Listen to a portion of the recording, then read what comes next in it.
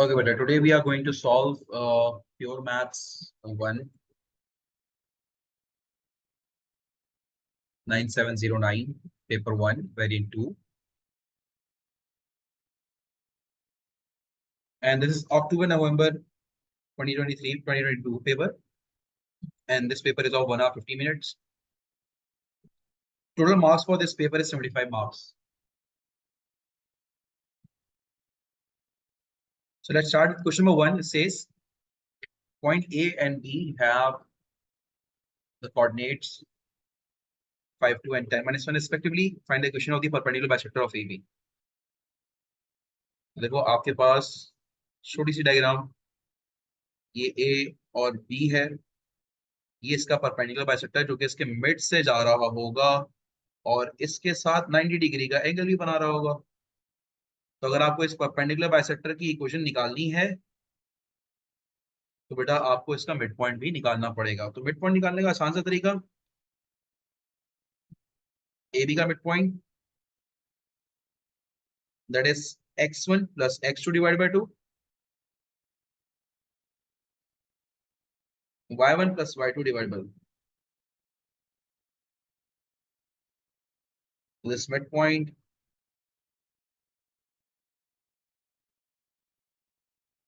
is 7.5,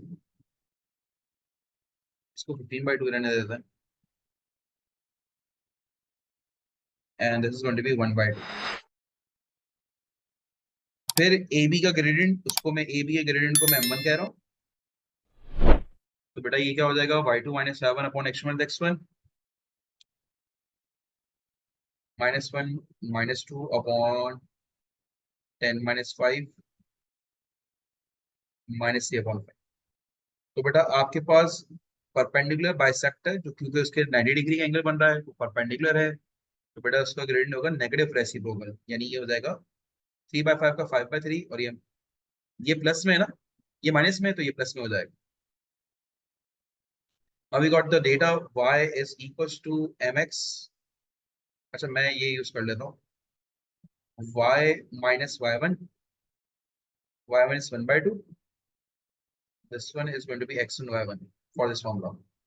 m is going to be 5/3, x minus x1 की value बेटा हमारे पास 15/2 हो जाएगी।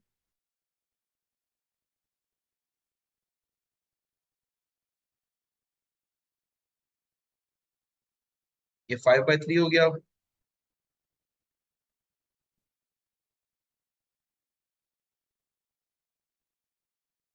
एलसीएम ले लिया, अगर 2 and 2 कैंसिल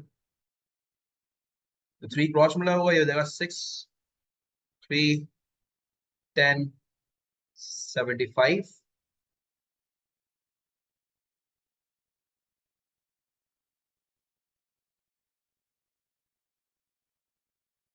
ये आपके पास इक्वेशन निकल कर आ रहा है, इसको मजीद सिंप्लीफाई कर सकते हैं और वो हम कैसे कर सकते हैं कि आप 2 कॉमन निकाल लें इसमें से, हो जाएगा 5x माइनस 3y माइनस 12 36।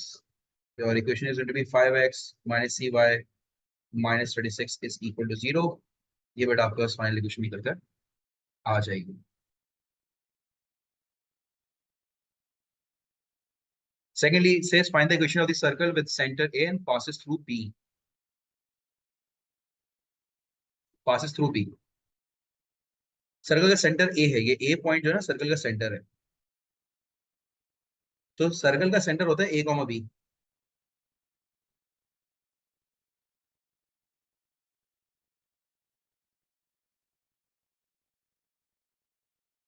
सही है ना, सर्कल पास कर रहा है B पॉइंट से, यानी ये सर्कल का सेंटर है और सर्कल पास कर रहा है B पॉइंट से, तो इसका मतलब ये हमारे पास ये A से B का डिस्टेंस गोइंग टू बी और, तो देखो बेटा यहाँ से A से B का डिस्टेंस, क्योंकि B सर्कल पर है, circle is passing through B और A इज अ सेंटर, तो A से B is going to be your radius.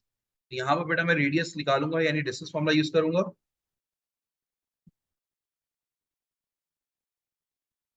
तो B point over here is 10 - 1 और ए पॉइंट आपके साथ तो ये लिखा हुआ ऑलरेडी, ए पॉइंट तो ये है आपके पास centre of the circle. x2 - x1 को होल स्क्वायर, 10 - 5 को होल स्क्वायर, y2 - 7 को होल स्क्वायर, 5 का स्क्वायर 25,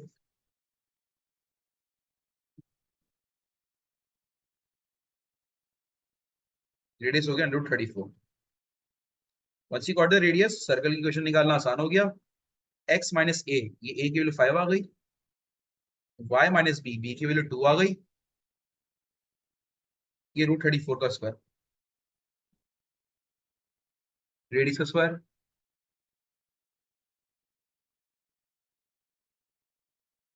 ठीक है ना? तो we'll get the equation x - 5 का होल स्क्वायर प्लस y - 2 का whole square is equals to 34.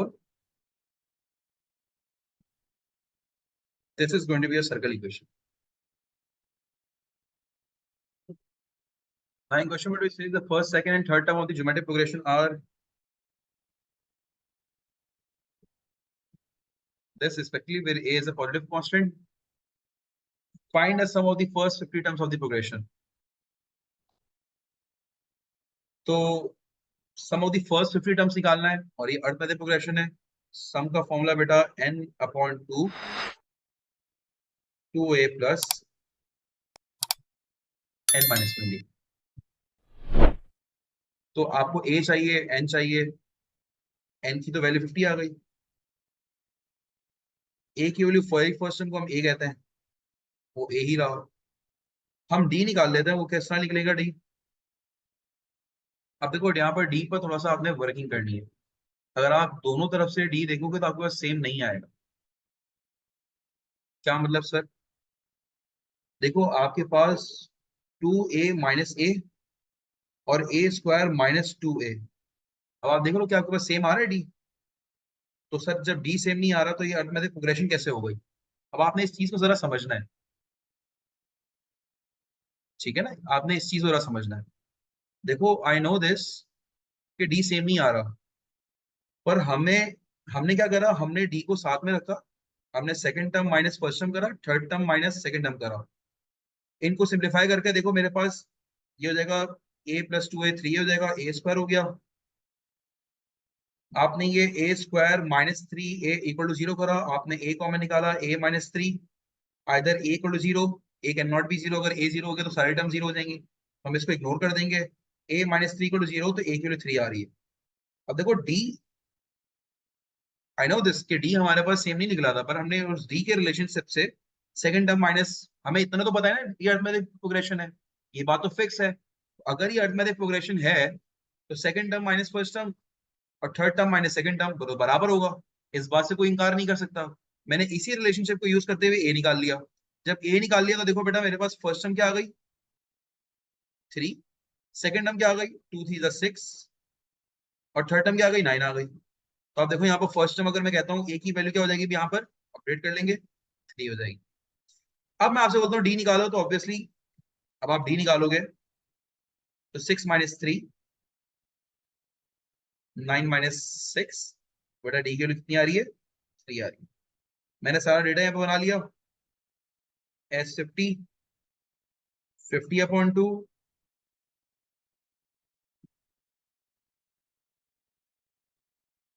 D की वैल्यू बेटा 3 हो गई।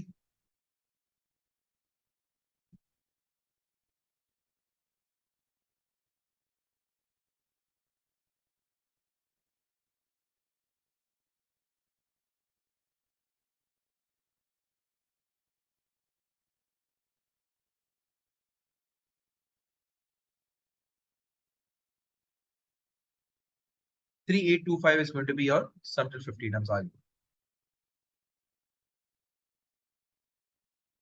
ठीक है ना?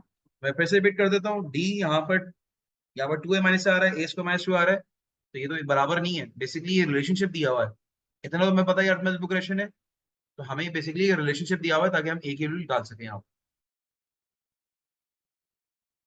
फिर next question, find the set of values of k for which 8x² + kx + 2 has no real roots.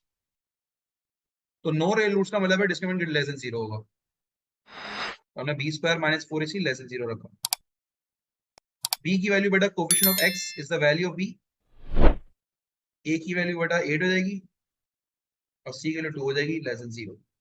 अब देखो के स्क्वायर माइनस 4 मतलब है 8 मतलब है 2, इट इज 64। अब देखो आपके पास दो के की वैल्यू आ रही है, के माइनस 8, 64 इज 8 का स्क्वायर, के प्लस 8 इज लेस देन 0। तो आपके पास देखो लेस देन 0 है, दो के की वैल्यूज आ रही है, क्वाड्रेटिक इनइक्वालिटी है ये हमारे पास। द वैल्यू ऑफ के इज 8, वैल्यू ऑफ के इज माइनस 8। इसको फॉर अ टाइम बिंग हम लोग इक्वल टू 0 रखते हैं ना, फॉर अ टाइम बिंग हम इसको इक्वल टू 0 रखते हैं and we get the value of K which is 8 and minus 8। 8 and minus 8 मैंने यहाँ पर रखा। हमें लेस देन 0 पे चाहिए answer, less than 0 is this portion. इस पोर्शन पे के की वैल्यू क्या होगी, के इज लेस देन 8 एंड के is greater then minus 8।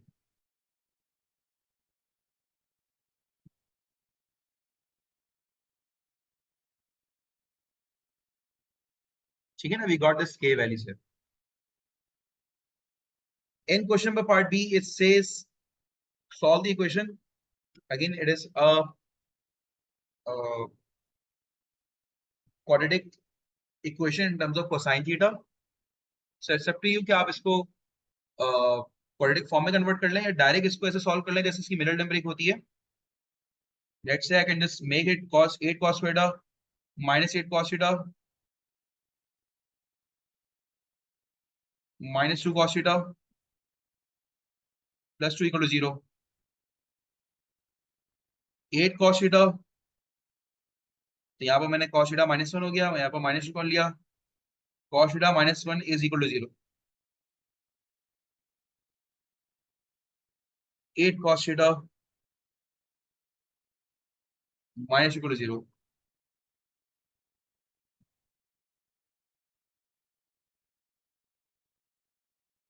8 cos theta equals to 1, 8 cos theta equals to 2,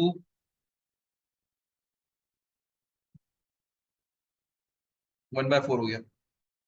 अब देखो हमारे पास थीटा की रेंज 0 से लेकर 180 तक है, तो विद इन 180 दो क्वेश्चन बन गया हमारे पास। देखो cos थीटा 1/4, तो within 180, within 180 cos कहाँ पॉजिटिव होता है, we have to find out cos कहाँ पॉजिटिव होता है।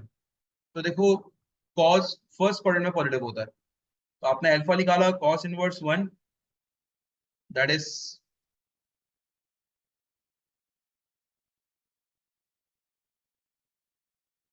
0। और मतलब ये तो आपको बस फर्स्ट क्वाड्रेंट में नहीं आया, ये हमारे पास फर्स्ट क्वाड्रेंट में थीटा बना होता है अल्फा के, तो theta is equals to 0 degree है। अच्छा, फिर यहाँ पर आपने अल्फा निकाला, कॉस कहां पर हुआ था फर्स्ट क्वाड्रेंट में, कॉस इनवर्स 1/4 करा, आपने कैलकुलेटर को डिग्री मोड में ही रखा, so I got cos inverse 1/4 that is 75.52। तो थीटा बराबर है अल्फा के, alpha first quadrant, theta is equal to 75.52। इसको 1 डेसिमल प्लेस में लिखना होता है डिग्री वाले एंगल 75.5 डिग्री। ये आपके पास बेटा फाइनल आंसर निकल कर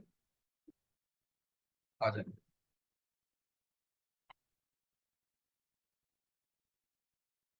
In question number 4, it says the geometric progression is such that the third term is 1764. अब ज्योमेट्रिक प्रोग्रेशन की बात की जा रही है, ज्योमेट्रिक प्रोग्रेशन की थर्ड टर्म बताई जा रही है 1764। देखो ज्योमेट्रिक प्रोग्रेशन का फॉर्मूला क्या होता है आपको पता है, टर्म का formula T N equal to A R की पावर एन माइनस वन। तो यहाँ पर अगर मैं थर्ड टर्म की बात करता हूँ तो T three equal to A R की पावर 3 - 1 2 हो जाएगा। The sum of the second and the third term is 344। अब देखो उसने दूसरी कंडीशन क्या दी है, the sum of the second and the third term is 344। तो देखो आपके पास 1764 is equal to A R square, third term A R square है और 1764 भी है, तो दोनों को आपस में इक्वेट कर दिया। सेकंड टर्म होती है ए आर की पावर 2 - 1, तो 1 हो गया पावर में आर की। और थर्ड टर्म होती है ए आर स्क्वायर 3444। यहां से बेटा ए आर कॉमन निकाला, ये हो गया 1 + r 3444। अब वो आपसे 58 टर्म पूछ रहा है, तो 58 टर्म के लिए बेटा ए और आर तो चाहिए ना, इसलिए बेटा आपके सामने ये दो इक्वेशन बनाई है, अब इन दोनों को मैं डिवाइड करवा रहा हूँ। कैसे डिवाइड करवा रहा हूँ? ए आर 1 प्लस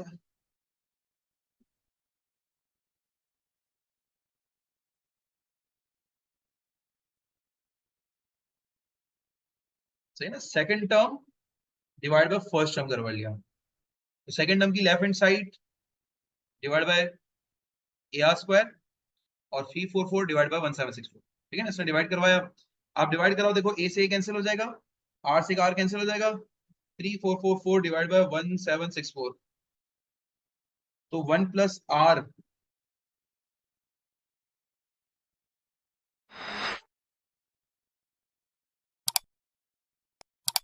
तो 21,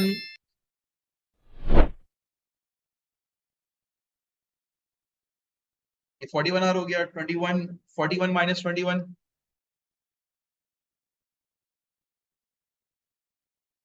21 डिवाइड बाय 20, आर की वैल्यू आ गई, आर की वैल्यू बेटा हमारे पास आ रही है 1.05, ये आर आ गया ना बेटा, तो आप किसी भी इक्वेशन में पुट कर दो, इक्वेशन में 1 में ए आर स्क्वायर बराबर है 176,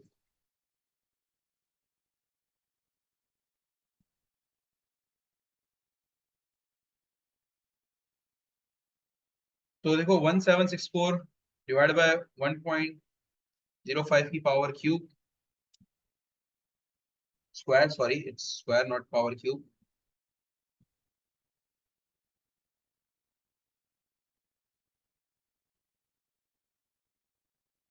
ए की वैल्यू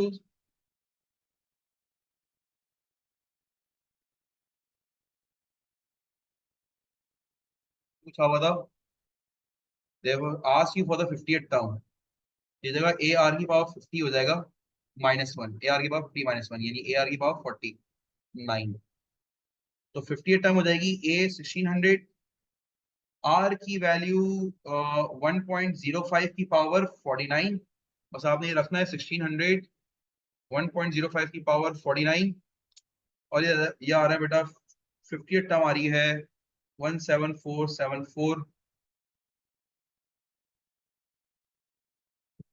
या समझ ले 3 सिन फिगर में I am finding out the value,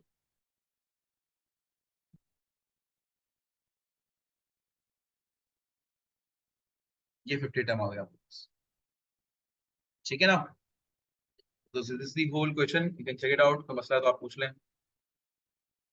okay, in question find the graph with equation a function of y equal to function of x is transformed to the graph with the equation y equal to gx,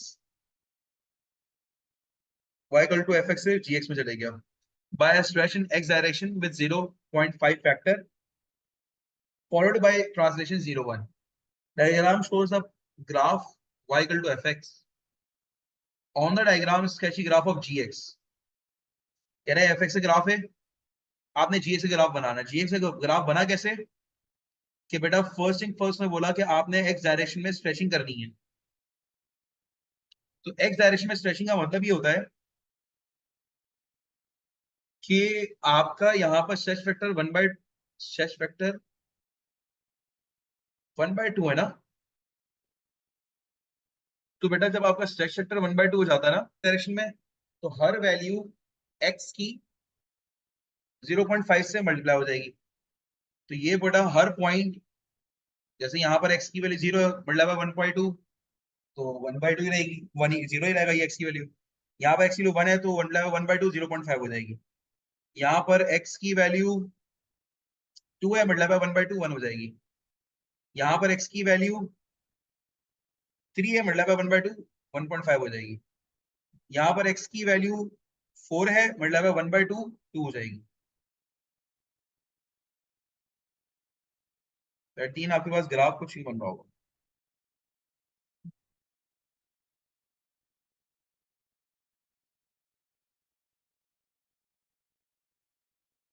ठीक है ना। अब बेटा इसको हमें translation करनी है 0 1 की, तो हम इस पूरे ग्राफ को 1 स्टेप अपवर्ड शिफ्ट कर देंगे क्योंकि वर्टिकल ट्रांसलेशन, ये हमारे पास ग्राफ बन जाएगा gx का, this is the gx graph. अब देखो final expression for gx in terms of fx। तो देखो बेटा आपके पास यहां पर एक तो हॉरिजॉन्टल डायरेक्शन में स्ट्रेचिंग हो रही है, तो जो फंक्शन ऑफ x था पहले, अगर मैं उसमें स्ट्रेचिंग करूं हॉरिजॉन्टल डायरेक्शन में, तो बेटा अब यहाँ पर स्ट्रेच फैक्टर जो वहां पर 1/2 था, यहाँ पर बेटा वो 2x बन जाएगा, x रिप्लेस हो जाएगा 2x से। उसके बाद बेटा आपने वर्टिकल ट्रांसलेशन करी है, तो और वो vertical translation one step upward करी है, तो बेटा ये आपके पास gx वाला फंक्शन निकल कर आ जाएगा। तो इस तरह बेटा आपने fx वाले फंक्शन को gx में ट्रांसफॉर्म कर दिया। The equation of the curve is y equal to 4x square plus 20x plus 6 expressed in this whole completing square form।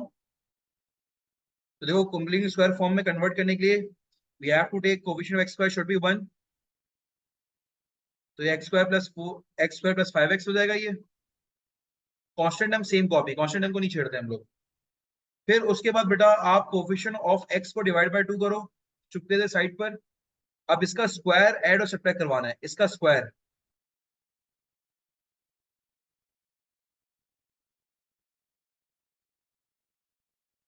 और ये प्लस 6 हो गया। ये हो गया y इज इक्वल टू 4।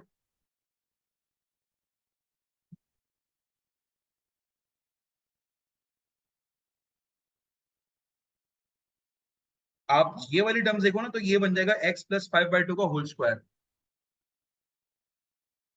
ठीक है ना। तो और ये -5/2 का होल माइनस ऐसे ही ये 5/2 का होल स्क्वायर 25/4 हो जाएगा, प्लस 6 हो जाएगा।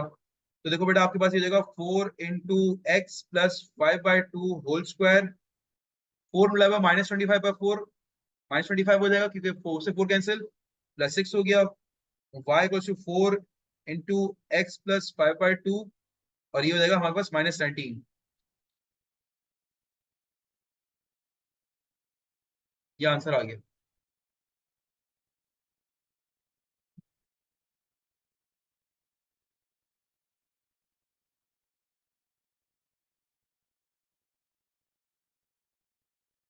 कह रहे हैं सॉल्व दिस इक्वेशन, कह रहे हैं इस इक्वेशन को सॉल्व करो। मैंने इसकी ऑलरेडी कंप्लीटिंग स्क्वायर करा हुआ था, मैंने बोला एक काम करते हैं, इसकी लेफ्ट हैंड साइड मैंने कंप्लीटिंग स्क्वायर फॉर्म में लिखी हुई है, तो मैंने इसको ऐसे लिखा x प्लस 5/2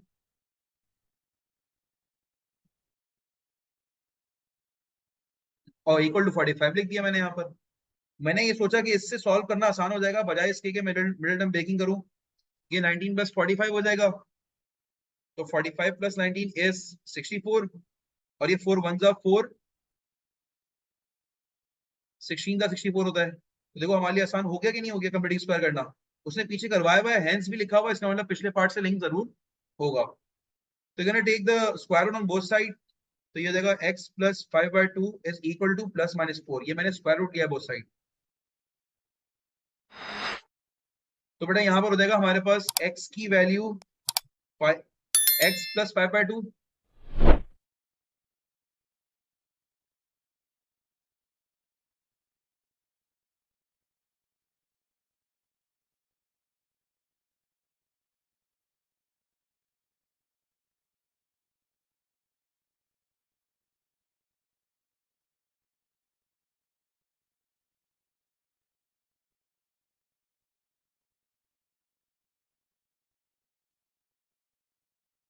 और यहाँ से x की वैल्यू -13/2 हो गई, ठीक है। So you got to values of x, 3/2 and -13/2। Now in this question it says sketch the graph of this function. जो आपने ऊपर कंप्लीटिंग स्क्वायर करा है, उसको मैं यहाँ पर कॉपी भी कर लेता हूँ। आपने 4x plus 20x minus plus 6 को ही कंप्लीटिंग स्क्वायर करा है ना। तो आपने, वो कह रहा है भाई आपने जो कंप्लीटिंग स्क्वायर करा है उसका मुझे शो दैट द कोऑर्डिनेट, कह रहा है आपने sketch the graph showing the coordinates of the stationary point. Stationary point होता है टर्निंग पॉइंट। तो जब मैं इसको कंपेयर करता हूँ ना, a into x minus H plus के माइनस एच का होल स्क्वायर प्लस के, तो देखो माइनस एच बराबर हो गया 5/2 के, तो एच की वैल्यू आ गई -5/2, के बराबर हो गया -19 के, you got the stationary point here, ये आपके पास स्टेशनरी पॉइंट आ गया, टर्निंग पॉइंट आ गया। अब a की वैल्यू 4 है, the value of a is 4 which is greater than 0, तो हैप्पी फेज बनेगा। तो this turning point is going to be your minimum point, ये आपका स्टेशनरी पॉइंट होगा और मिनिमम पॉइंट होगा।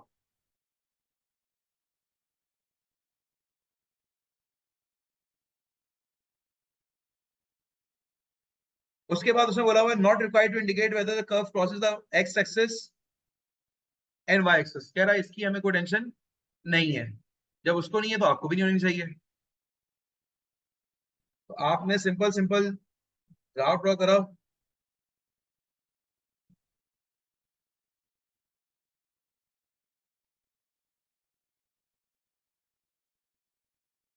-5/2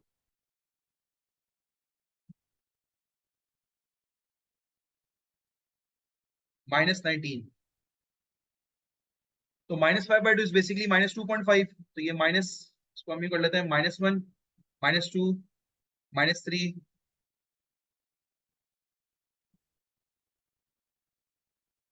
-19 प्लॉट करना है। स्पेस है नीचे, यहाँ बहुत अच्छी खासी स्पेस है, मैं तो सबको यूज कर लूँ। तो -1 2 3 4 5 6 7 8 9 10 11 12 13 14 15 16, अगर आपके पास नहीं है जगह तो आप बेशक इसको कम यूज कर लें, 17 18 19, so your turning point is going to be,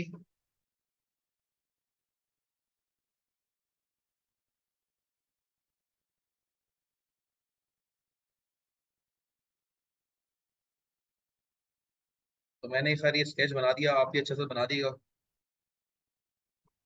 again you are not required for the wind step, वैसे वाइंड स्टेप इसका आ रहा है 6 आ रहा है, तो ये तकरीबन कुछ चीज बन रहा होगा। वाइंड स्टेप मुझे कैसे पता चला 6 आ रहा है, मुझे ऐसे पता चला 6 आ रहा है कि बेटा आप एक्स की 0 रखते हैं ना यहाँ पर, तो वाई के लिए 6 आ रही है। तो again this is not required, आपने बस ये बनाना था जैसे स्केच हुए है, मैंने बना के दे दिया। आप इसको बहुत छोटा भी बना सकते हो, मेरे पास तो पूरा पेज के बंदा, तो मैंने पूरे पेज को यूटिलाइज कर लूंगा आराम से।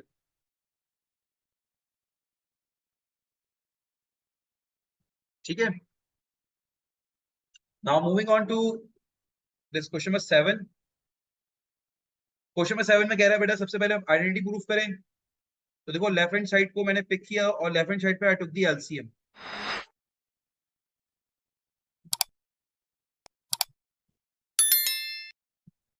तो देखो sign theta plus cos theta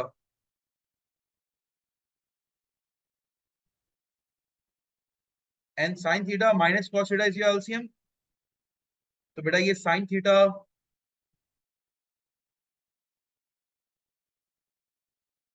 minus cos theta और cos theta,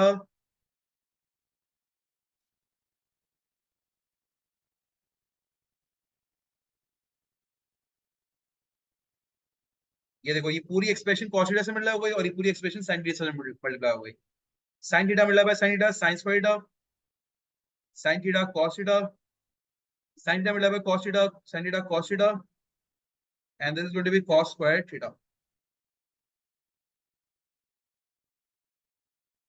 A plus B minus B, A square minus B square, sine theta plus cos theta sine theta minus cos, sine theta minus cos theta. तो बेटा आपके पास minus sine theta cos theta plus sine theta cos theta cancel हो गए, sign square theta plus cos square theta 1 हो गया।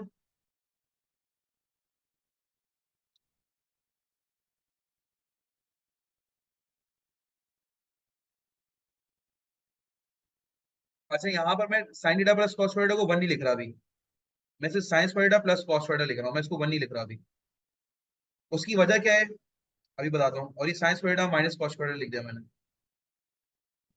अब देखो मैं इन दोनों को, न्यूमरेटर को भी और डिनोमिनेटर को भी डिवाइड बाय कॉस थीटा कर रहा हूँ, कॉस स्क्वायर थीटा कर रहा हूँ। क्यों? क्योंकि मुझे एक्सप्रेशन को 10 में कन्वर्ट करना है।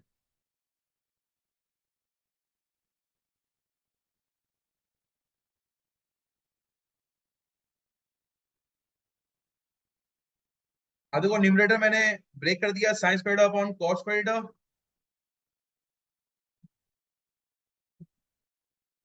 और मैंने फ्रैक्शन ब्रेक कर दिया और डिनोमिनेटर में भी फ्रैक्शन ब्रेक कर दिया मैंने।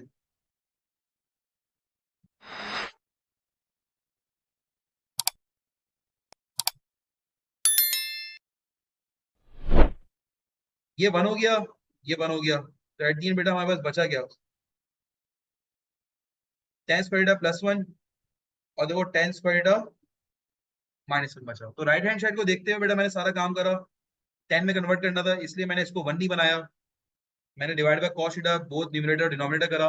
एट दी एंड क्वेश्चन बेटा मेरे पास 10 में कन्वर्ट हो गया।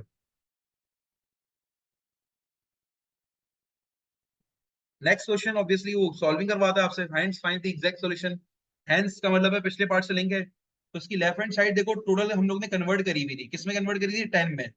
और यही हमारा टारगेट होता है कि हम सिंगल ट्रिग्नोमेट्रिक फंक्शन में कन्वर्ट करें किसी भी ट्रिग्नोमेट्रिक इक्वेशन को, ताकि बेटा हमारे पास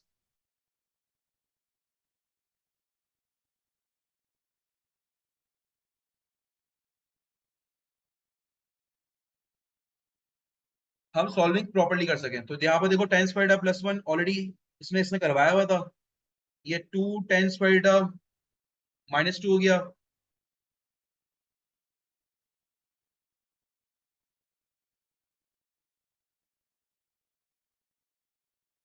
ten square right hand side minus हो गया, ये हो गया 3,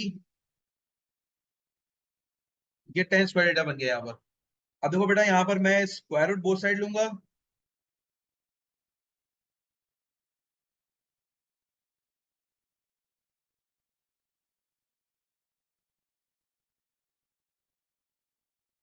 टेन थीटा की दो वैल्यूज आ गई, +-√3।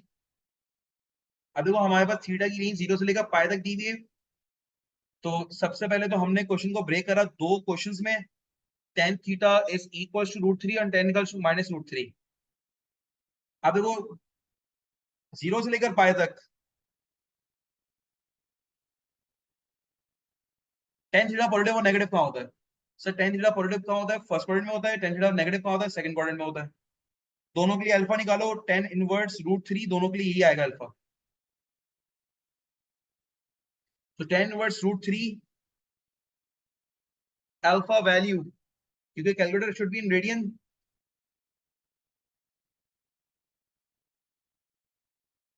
It is पाई/3।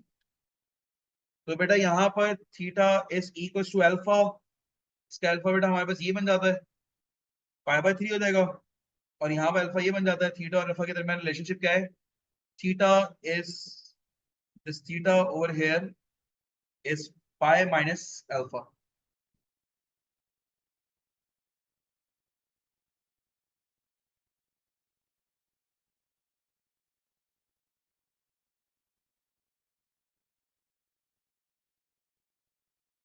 ये थीटा की वैल्यूज निकल कर आ गई यहाँ पर।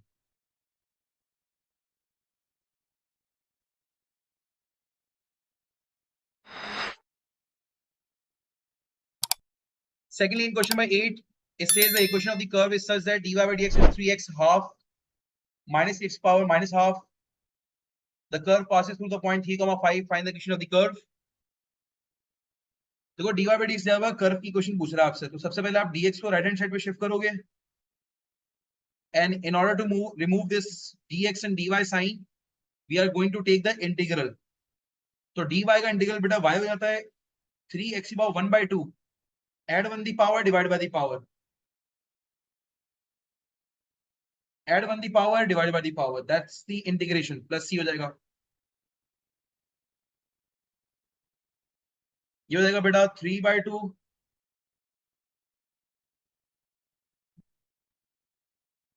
1/2 प्लस सी हो जाएगा। तो आफ्टर सिंप्लीफिकेशन ये हो जाएगा हमारे पास, it is going to be 2, 3 और 3 कैंसिल हो जाएंगे, x power 3/2 -6 x power 1/2 plus C हो जाएगा। तो find out the value of C. देखो कर्व पास कर रहा है 3,5 से, तो ये भी तो कर्व की इक्वेशन है। तो I can put this x value, y value is 5 and x value is 3।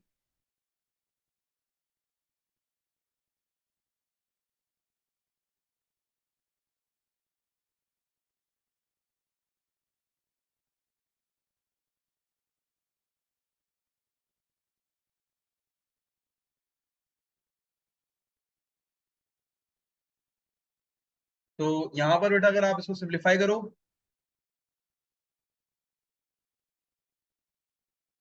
2 3 power 3/2।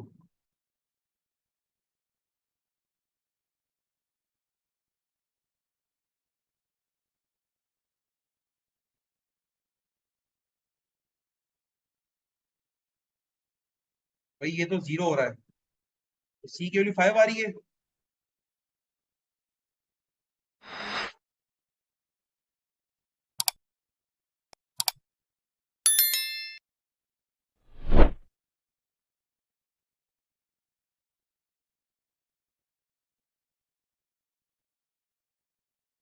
So this is going to be your equation of the curve after getting the value of c.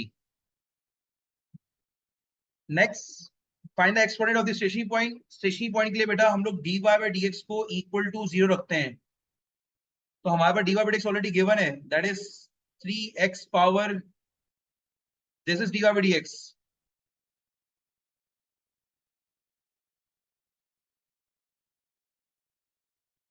This was your dy by dx equal to 0. अब इसको simplify करना है, तो 3x power 1/2 minus 3 upon x power 1/2 is equal to 0। ये हो जाएगा 3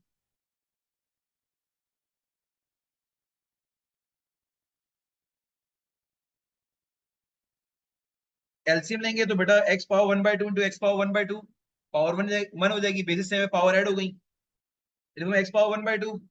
तो देखो ये 3x minus 3 is equal to 0। You got the value of x which is 1 here. हमें सिर्फ x कोऑर्डिनेट चाहिए था, x कोऑर्डिनेट चाहिए था, y चाहिए नहीं है। Okay, in part C, it says state the values of x for which y increases as s increases. तो देखो यहाँ पर y इंक्रीज यानी फंक्शन इंक्रीज कर रहा है। फंक्शन इंक्रीज कब कर रहा होता है? तो इसकी कंडीशन है कि फंक्शन इंक्रीज कब होता है? तो dy by dx greater than 0 हो। तो आपने यहाँ पर ऊपर dy by dx निकाल करके दिया हुआ है, that is already mention the question. ये आपके पास dy by dx है। इस dy by dx को देखो मैंने ऑलरेडी सिंप्लीफाई करके इस फॉर्म में कन्वर्ट करा हुआ है, 3x माइनस 3 अपॉन एक्स की power 1/2। This is dy by dx। इसको कॉपी कर लो या इसको कॉपी कर लो। तो मैंने इसको कॉपी कर लिया है, थोड़ा सिंप्लीफाइड फॉर्म है। मैंने इसको ग्रेटर देन 0 रखा। ये x की पावर 1/2 0 से मल्टीप्लाई हुआ, दिस बिकम 0, यानी 3x माइनस 3 ग्रेटर देन 0 हो गया। At the end 3x is greater then 3 हो गया। x is greater then 3/3 which is x is greater then 1। तो फंक्शन इंक्रीज कब करेगा? यानी y इंक्रीज कब करेगा? जब बेटा x इंक्रीज करेगा, यानी x इज ग्रेटर देन 1 होगा। ठीक है। अब देखो इन क्वेश्चन में 9 says function f and g are defined by this function, और यहां पर बेटा वो आपसे कह रहे हैं find an expression for g of fx। कह रहे हैं g ऑफ fx की एक्सप्रेशन निकाल के दिखा दो, तो g function is over here. इसमें x की जगह बेटा मैं fx वाला फंक्शन इनपुट दे रहा हूं, ये x है, x प्लस 1 था ना, ये g ऑफ fx आ गया। दैट्स इट, बस इस तरह भी लिखने तो काफी है, ये आपका आंसर हो जाएगा। नेक्स्ट पार्ट में बोल रहे अगर g ऑफ f2 बराबर है 11 के, find the value of a। तो g ऑफ f तो हमने ऑलरेडी निकाला हुआ है, इसमें x की जगह 2 पुट करना है।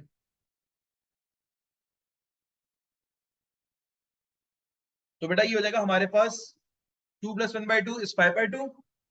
ये 5/2 ऑफ a प्लस 1 ये बराबर हो जाएगा बेटा 11 के। 11 माइनस 1 10 हो गया।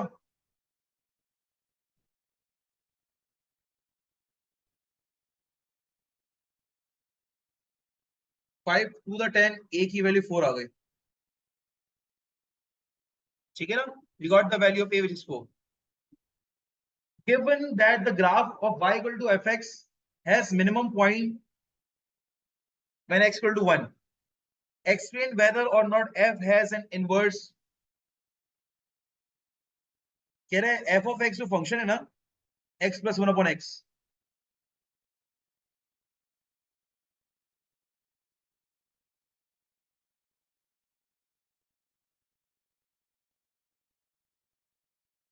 कह रहा है इसका मिनिमम पॉइंट 1 है और एक्सप्लेन वेदर और not F is has an inverse, कह रहा क्या इसका इनवर्स एग्जिस्ट करेगा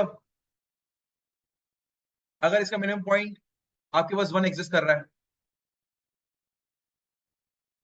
देखो रेसिप्रोकल फंक्शन जो है ना वो यू बन रहे होते हैं, ये रेसिप्रोकल फंक्शन है। तो रेसिप्रोकल फंक्शन सम सॉर्ट ये बन रहा होता है। मैं एग्जैक्ट इसकी डायग्राम नहीं बता रहा लेकिन मैं बता रहा हूँ ये रेसिप्रोकल फंक्शन की डायग्राम है, एग्जैक्ट डायग्राम नहीं है ये, पर रेसिप्रोकल फंक्शन की डायग्राम है। अब ये बन रहा है reciprocal function x is greater than 0 पर, इस वजह से बेटा मैंने इसको हटा दिया, पहली बात। दूसरी बात ये चेक करो बेटा कि आपके पास इसका मिनिमम पॉइंट 1 है, ये एक्स की वैल्यू मिनिमम यहाँ पर मिनिमम पॉइंट पे 1 है। अब आपके पास देखो हम लोग करते हैं हॉरिजॉन्टल लाइन टेस्ट, तो अगर वैल्यू 1 है तो 1 पे आप आउटपुट निकाल लें, आपके पास आउटपुट 2 आ रहा है, आउटपुट आएगा 2, ठीक है ना। अगर x की वैल्यू 2 निकालें आप तो आउटपुट क्या आएगा 2.5, x की वैल्यू 3 निकालें आप तो आउटपुट क्या आएगा 3.33 आएगा इसका आंसर। तो देखो टर्निंग पॉइंट मिनिमम पॉइंट है, ये बात जरा मैं आपको जरा ये कंसेप्ट समझाना चाह रहा हूँ, जरा इसको देखिएगा कि अगर आपके पास टर्निंग पॉइंट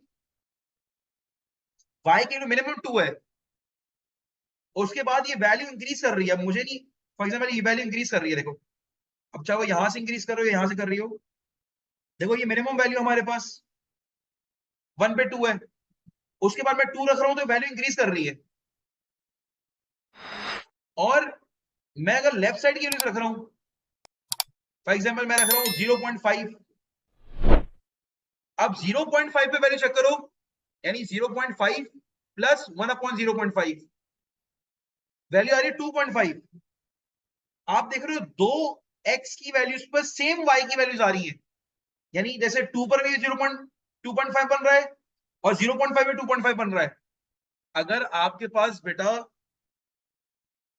दो डिफरेंट x की वैल्यूज पर एक y की वैल्यू बन रही है तो बेटा this function is called many to one function,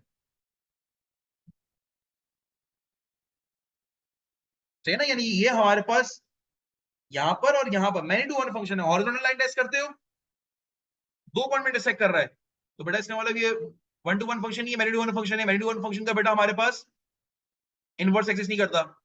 graph समझ में नहीं आता कोई मसला वाली बात नहीं है, आप x की वैल्यू से निकाल लो, ये दो x की वैल्यू ऐसी आ रही है जिनपे y की वैल्यू सेम आ रही है, इसका मतलब many values leading to 1, that's mean many to one function of f inverse does not exist, no, because it is many to one function,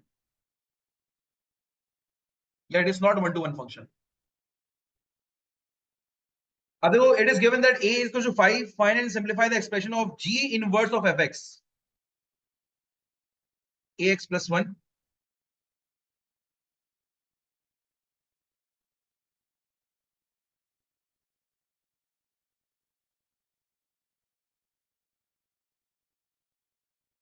और fx दिया हुआ है x plus 1 upon x।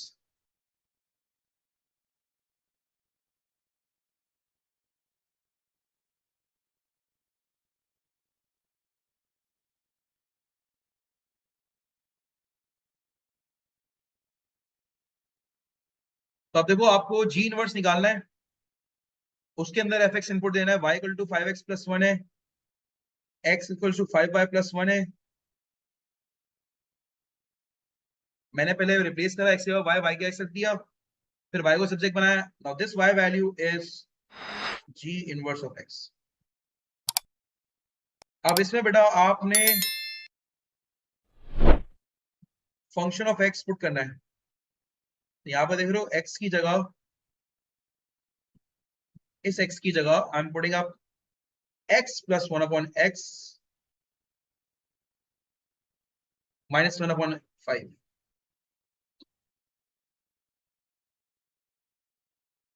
तो this is going to be g inverse of fx, इसको थोड़ा सा simplify कर लेते हैं, न्यूमरेटर सिंप्लीफाई करेंगे x square plus 1 minus x upon x हो जाएगा, और नीचे डिवाइड बाई 5 है, तो इसको हम सिंप्लीफाई करते हैं, X square minus X plus 1 upon 5x।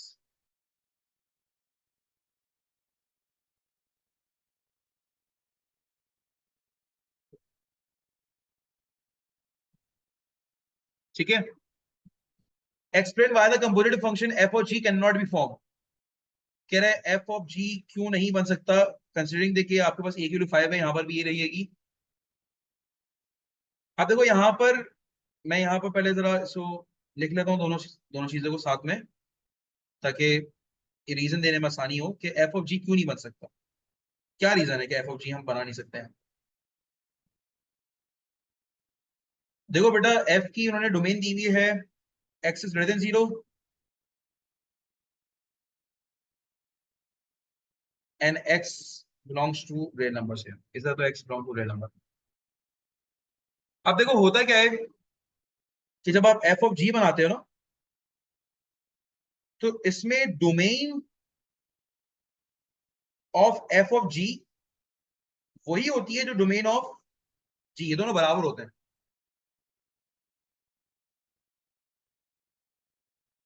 तो आप देखो क्या ये दोनों बराबर हैं, तो सर हमें तो नहीं पता डोमेन ऑफ एफ ऑफ जी क्या है। फिर एक और कंडीशन होती है इसमें, तो अब आप डोमेन ऑफ एफ ऑफ जी तो आपको पता ही नहीं है ना, आपको तो डोमेन ऑफ जी पता है, दैट्स फाइन, लेकिन डोमेन ऑफ एफ ऑफ जी तो आपको पता ही नहीं है। लेकिन फिर एक और कंडीशन होती है, वो कंडीशन क्या है? वो कंडीशन ये है कि बेटा आपके पास range of G should be less than equals to domain of G होना चाहिए। Range of G should be less than equal to domain of G होना चाहिए, सॉरी डोमेन ऑफ एफ होना चाहिए, जी कह दिया, डोमेन ऑफ एफ होना चाहिए। यानी इसका आउटपुट, इसका आउटपुट जो इनसाइड फंक्शन है उसका आउटपुट आपके पास जो एफ वाला फंक्शन है, एफ वाला फंक्शन है उसके अंडर होना चाहिए। अब आप देख लो रेंज ऑफ जी, अगर मैं जी की रेंज निकालूं, ये जी फंक्शन है, मैं इसकी रेंज निकालूं, वाई की निकालूं, तो वाई भी बेटा ऑल रियल नंबर्स आएगा, वाई भी क्या आएगा, ऑल रियल नंबर्स आएगा। आप एक्चुअली कुछ भी रख दो, वाई के लिए कोई सा भी रियल नंबर्स आ सकता है, पहली बात। तो इसका मतलब क्या हुआ, इसका मतलब ये हुआ कि देखो y which is the range of g is not less than equals to domain of f. तो हम इसको कहेंगे ये हमारे पास क्यों पॉसिबल नहीं है, क्यों नहीं बन सकता, रीजन क्या है, तो हम बोलेंगे the range of g do not lie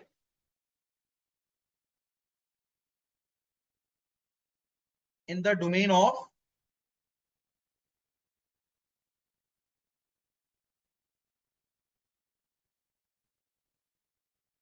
f। ठीक है ना, हमने ये रीजन देना है, ये रीजन देंगे तो हमें समझ में आ जाएगी बात कि भाई, उनको रीजन समझ में आ जाएगा कि भाई हाँ हमारे पास के अंदर लाइन ही करता है, इसलिए हमारे पास एफ ऑफ जी नहीं बन सकता। क्वेश्चन में 10 बोलो, the diagram shows cross section R A S B, R A S B और the body of an aircraft.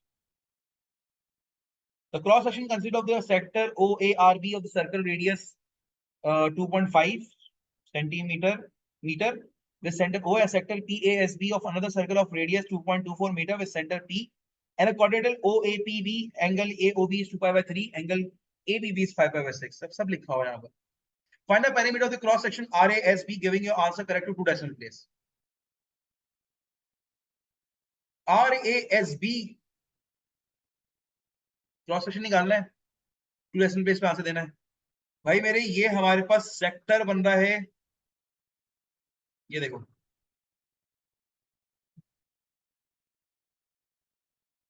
इसकी आर्क लेंथ मालूम करनी है, तो ये एंगल कितना होगा, ये होगा 2 पाई माइनस 2 पाई बाय 3।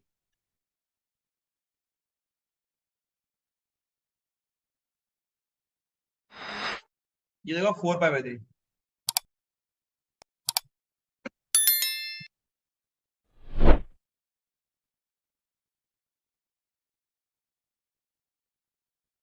तो इसकी आर लाइन निकालना तो आसान है, जो पर्पल से मैंने शेड करा है बेटा, इसकी आर लाइन तो आराम से आ जाएगी। किस तरह आएगी? S equal to r theta. Radius कितना है? 2.5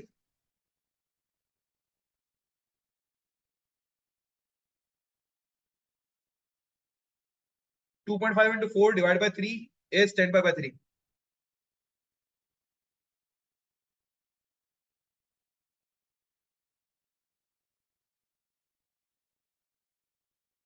ये आर्क लाइन निकालनी है। अगेन बेटा इसका देखो एंगल क्या बन रहा है, सेंटर इसका पी है, उसने बताया हुआ है, ये मैं खुद से नहीं कर रहा, है उसने बताया हुआ। इसका एंगल है 5 पाई बाय 6 और रेडियस है 2.24।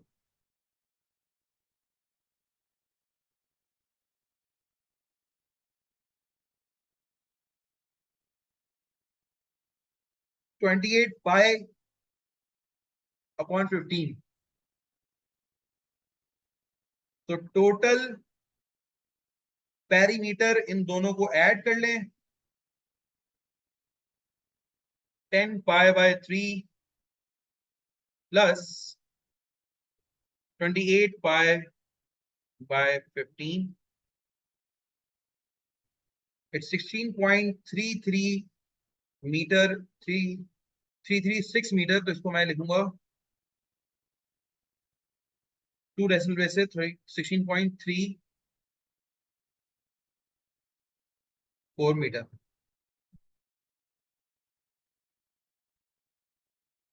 सही है ना? 2 डेसिमल प्लेस में आंसर लिख दिया, पहले 3 में लिखा फिर 2 में कन्वर्ट कर दिया। Find the difference in the area of the two triangles AOB and APB। Give your answer correct to 2 decimal place. दोनों ट्रायंगल्स का एरिया अगर आपने निकालना है, इसमें बता देता हूं। तो बेटा इस ट्रायंगल का एरिया क्या आएगा?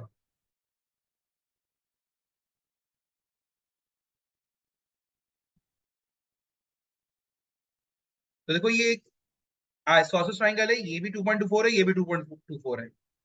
तो half AB sine theta.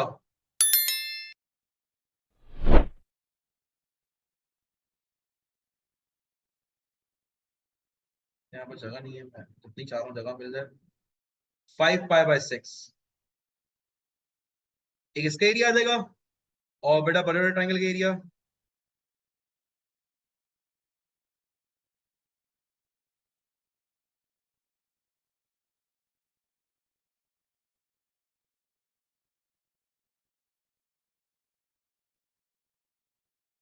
Half AB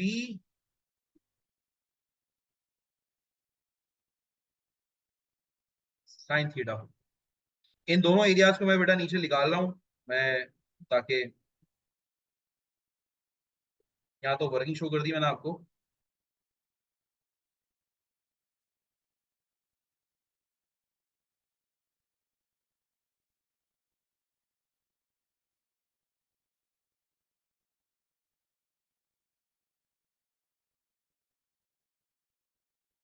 So what is the areas over here? Should convert your calculator in radian mod. Half 0.5, 2.5 into 2.5.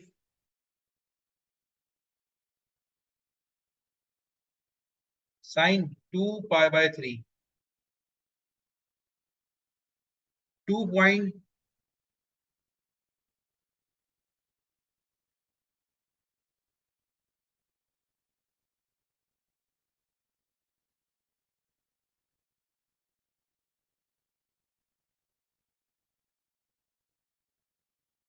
और ये वाला 1.254।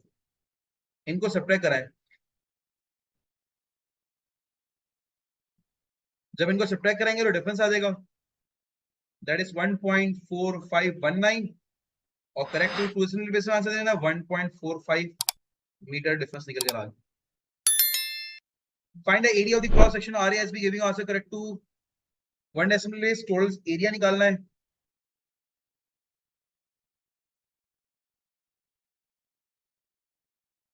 तो आपके पास सबसे पहले तो मैं फिर से वही डायग्राम को फिर से फोकस करूं।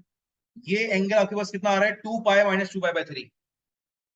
2 पाई माइनस 2 पाई बाय 3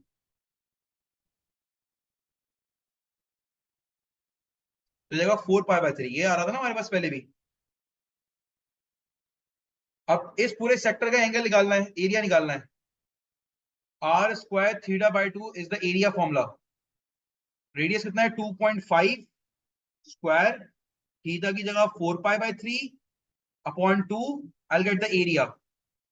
तो 2.5 square 4 pi by 3 upon 2. This is going to be 3.4 pi by 3 आ रहा है। सॉरी 25 pi by 6 आ रहा है।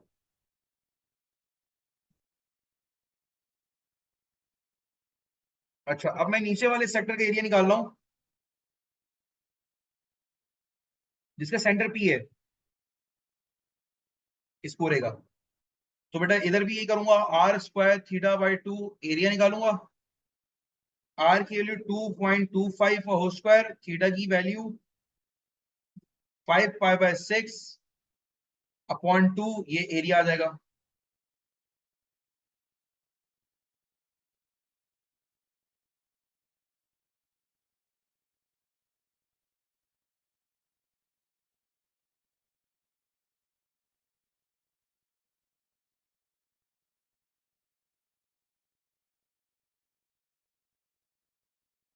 तो बेटा ये दोनों एरियाज आ गए। तो सर ये बीच वाला एरिया तो हमारे पास बच गया। अभी इसका क्या करेंगे, किस तरह निकालेंगे? अभी थोड़ी देर में निकाल लेते हैं। तो पहले मैं इधर area of A R B यहाँ पे लिख दूं।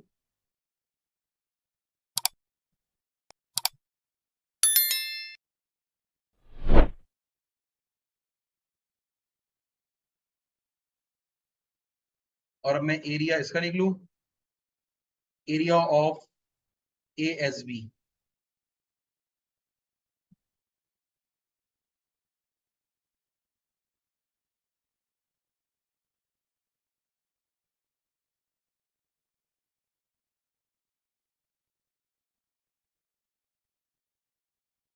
अब सर आपने जो क्रॉस सेक्शन के एरियाज निकाले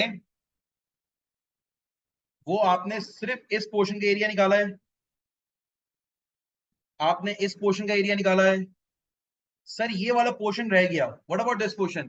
बेटा इस पोर्शन का आंसर आपने पिछले पार्ट में निकाला हुआ है 1.45। डिफरेंस इन एरिया यही तो है आपके पास। आपने इस बड़े वाले ट्राइंगल के एरिया में से ये वाले एरिया का माइनस करा दिया, तो बेटा ये वाला एरिया आ जाएगा हमारे पास। तो हमने क्या करा, we are going to add all these.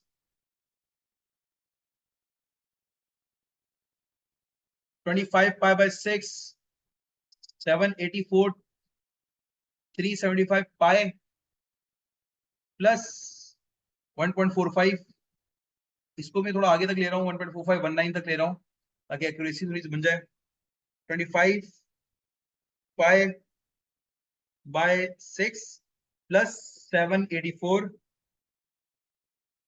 Divide by 375 pi plus 1.4519। बेटा ये हो जाएगा 21.10। 374 में 21.1 metre square is going to be your total area.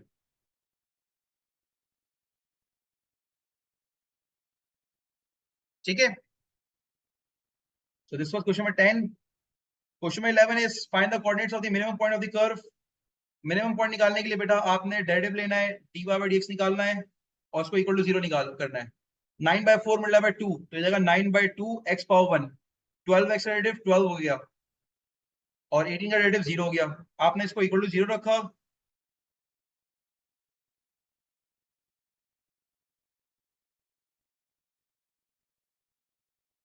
Twenty 4/9 ये आपके पास बेटा x की वैल्यू आ गई। once you got the x value, बेटा आप y की वैल्यू निकालो यहां पर.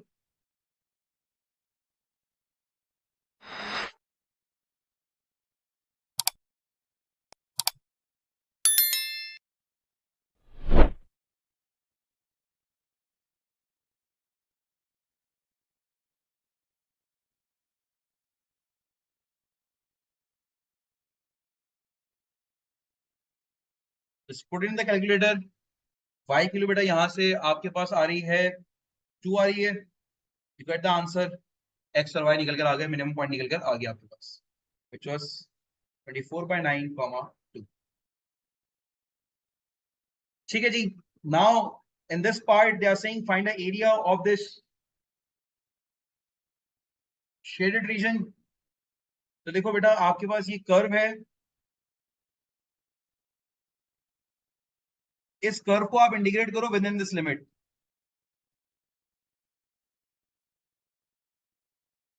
ये लिमिट है 0. अब ये लिमिट क्या है ये मुझे नहीं पता, ये निकालनी पड़ेगी. तो उसने बताया हुआ भाई इंटरसेक्ट कर रहे हैं 0,18 पर, यानी ये इधर x की ये 0,18 है और ये 4,6 पर इंटरसेक्ट कर रहा है. तो x के लिए यहाँ पर 4 है और यहाँ पर 0 है. तो मैं इस कर्व को इंटीग्रेट करूंगा विच इज दिस वन, और इसमें से बेटा इस कर्व के अंडर एरिया माइनस करा दूंगा, तो शेड रीजन का एरिया आ जाएगा. इस बात को मैं लिख लेता हूं मैथमेटिकली. किस तरह के एरिया का फॉर्मूला तो आपको पता है, y का इंटीग्रल b और a लिमिट है, b और a की लिमिट x की फॉर्म में होंगी.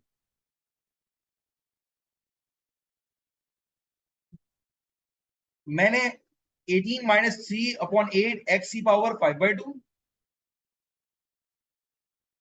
तो ऊपर वाला कर्व माइनस नीचे वाला curve which is 9/4 x square minus 12x plus 18, इनका डिफरेंस यानी area under this curve minus area under this curve, तो बेटा शेड रीजन का एरिया आ जाएगा. कौन सी लिमिट? 0 से लेकर 4 तक रिस्पेक्ट टू एक्स कर लें. अब चाहो तो पहले तो सिंप्लीफाई कर लो, 0 4 एजेंट से रहने दो, 18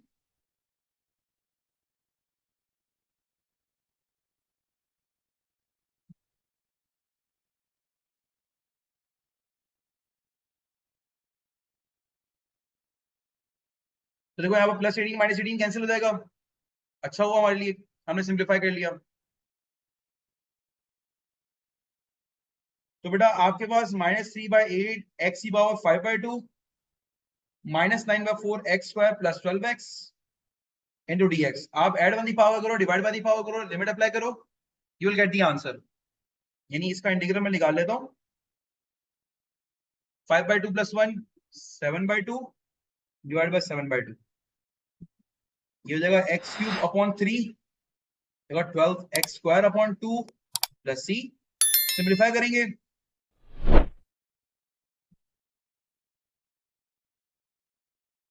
तो 3/8 मल्टीप्लाई बाय 2/7, ठीक है. 3/28 x की power 7/2 -9/4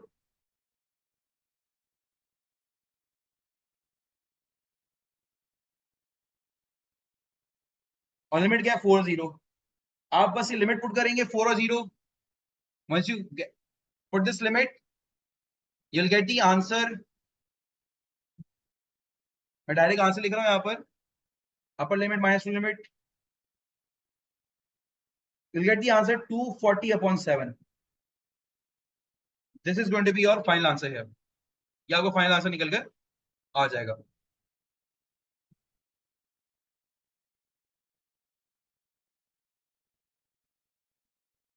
Now this one is the last question of this paper. It says a point P is moving along the curve y is equals to 18 minus 3/8 x power 5/2 is such a way that the x coordinate of P is increasing.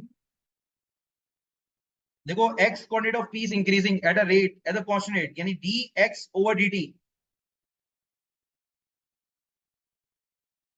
x coordinate of P is increasing at a constant rate, यानी x increase कर रहा है with respect to time increase कर रहा है u 2 units पर second के हिसाब से, और y बराबर है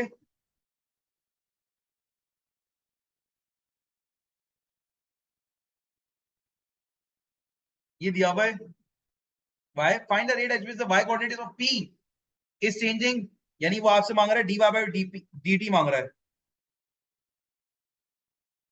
when x equal to 4, जब x equal to 4 है तो अब देखो मैंने यहां पर हमारे पास फॉर्मूला क्या बनता है, चेन रूल अप्लाई करते हैं यहां पर हम लोग क्या करते हैं dy by dt is equals to dy by dx into dx over dt। अब देखो dx over dt पता है, dy by dx मैं यहां से निकाल सकता हूं जब x की वैल्यू 4 है, तो बेटा आप यहां से dy by dx निकालेंगे, that is dy by dx 0 minus 5 by 2 multiplied by 3 by 8।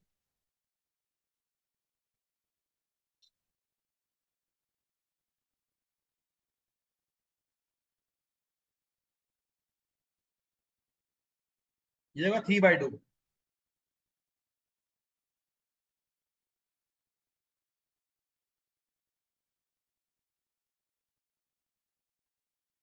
अब यहां पर बेटा आपने x के लिए 4 पुट करनी है, यानी देखो ना dy by dt आपने निकालना है, ये आपका dy by dx आ रहा है -15/16 x की पावर 3 by 2, dx ऑलरेडी 2 है हमारे पास, तो -15/16 x की वैल्यू कितनी है 4, 4 की पावर 3 by 2 into 2।